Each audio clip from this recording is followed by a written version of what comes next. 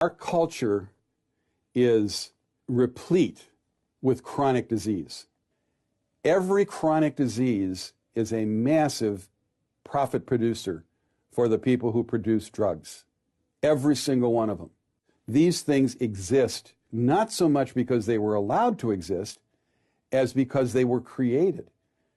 So that you can call it ADD, you can call it obesity, whatever it is, when you have people who go from the age of, let's say, 15 to the age of 65 in a chronic depressed health situation, massive amounts of profit are made off each one of those individuals. About 100 years ago, things were really beginning to change in the United States. We were changing from an agrarian economy to an industrial economy. And these titans of industry really wanted to be able to control not only the United States, but the world financial system as a whole. When the Rockefellers took over the allopathic medicine, the Rockefellers were also in charge of the oil industry and the chemical industry, and they also made an alliance with a huge German concern called IG Pharma, which was a big chemical industry in Germany. So there is an interplay between what was called the money power from the early part of the 20th century, who held board positions in many of these corporations.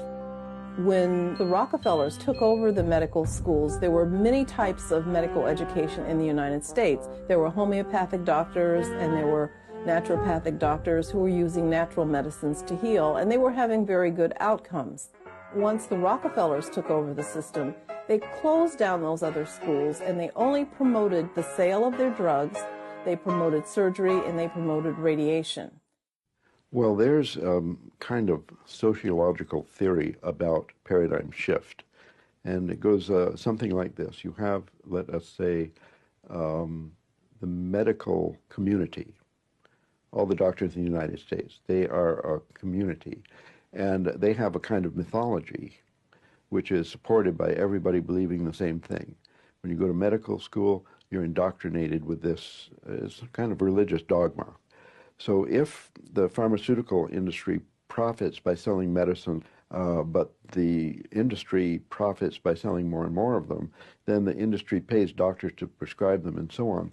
We see a mafia-like monster has afflicted this community. So the Hippocratic Oath, the ordinary altruism of people in a community is subverted by this